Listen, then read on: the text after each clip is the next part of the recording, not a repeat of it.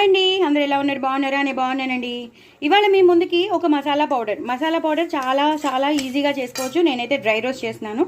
So dry roast ఏంటంటే, నేను బాండీ పెట్టేసుకున్నాను. బాండీలో నూనె వేయను, నేను అంత డ్రై రోస్టే చేస్తాను.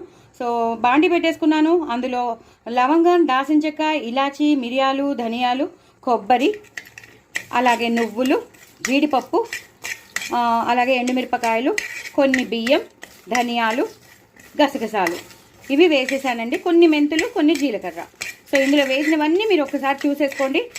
మిరియాలు వేశాను, జీలకర్ర, మెంతులు వేశాను, ధనియాలు వేశాను, నువ్వులు వేశాను, బియ్యం వేశాను, అలాగే జీడిపప్పు వేశాను, లవంగం, దాల్చిన చెక్క, ఇలాచీ వేశాను, ఎండుమిరపకాయలు వేశాను, అలాగే గసగసాలు కూడా వేశాను, కొన్ని మిరియాలు కూడా వేశాను. సో ఇవన్నీ చక్కగా మెంతులు, జీలకర్ర కూడా వేశాను.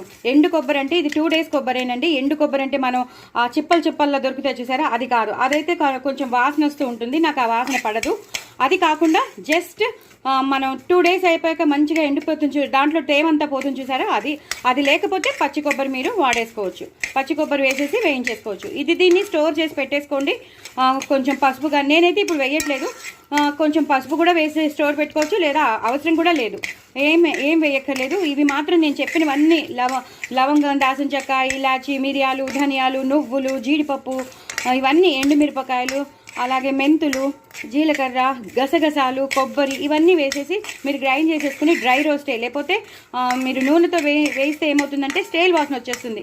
అలా అక్కర్లేదు, ఇలా డ్రై రోస్ట్ చేసి పెట్టేసుకోండి. మీకు ఎంత కావాలో అంత తీసుకుని మీరు పేస్ట్ చేసేసుకోండి. మిగతా పౌడర్ దాచేసుకుంటే మిగతా కూరల్లోకి పనికొచ్చేస్తుంది. అప్పుడు మీరు ఏం చేస్తారంటే ఆ పౌడర్ని మిక్సీలో వేసేసి దాంట్లో కొంచెం వేయించిన టమాటోలు, వేయించిన పచ్చిమిరపకాయలును ప్లస్ ఉల్లిపాయలు వేసేసి గ్రైండ్ చేసేసారంటే ఒక గ్రేవీ వచ్చేస్తుంది. ఆ గ్రేవీని మీరు వేరే కూరల్లో కూడా వాడేసుకోవచ్చు. ఇది ఒక టిప్ అండి. సో మీరు చూస్తారని అనుకుంటున్నాను, చేసుకుంటారని అనుకుంటున్నాను. తప్పకుండా ఇలా చేసుకోండి. చాలా చాలా ఫ్రెష్గా ఉంటుంది. నూనెలో వేయించకండి, స్టేల్ వాసన వస్తుంది, ముక్క వాసన వస్తుంది, బాగోదు. ఇలా అయితే మంచి వాసన ఉంటుంది, ఎప్పటికీ ఒక్కటే ఫ్రెష్గా చేసినట్టే ఉంటుంది. ఓకేనా? సో మీకు అందరికీ ఒక టిప్, ఎంప్లాయీస్కి అయితే మరీ చాలా పనికొస్తుంది. ఇది చేసుకోండి, దాచిపెట్టుకోండి, చక్కగా వాడేసుకోండి. అన్ని కూరల్లోకి, క్యాప్సికమ్లో బాగుంటుంది, కాలీఫ్లవర్ బాగుంటుంది, వంకాయలోకి, దొండకాయలోకి, సొరకాయలోకి, అన్నిట్లోకి బాగుంటుంది.